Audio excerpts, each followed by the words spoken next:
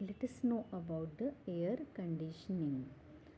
An all seasons air conditioning system controls air temperature and humidity. In summer, air is passed through a cooling unit where heat is absorbed by a liquid refrigerant evaporating in cooling pipe. In winter, air is blown over a heating element and carried through a ducts to warm the buildings, rooms, and moisture unit regulates the air's humidity. Diagram of air conditioning, conditioner and fan, expansion valve, duct for recycling air, ceiling floor, duct for hot or cooled air, moisture unit,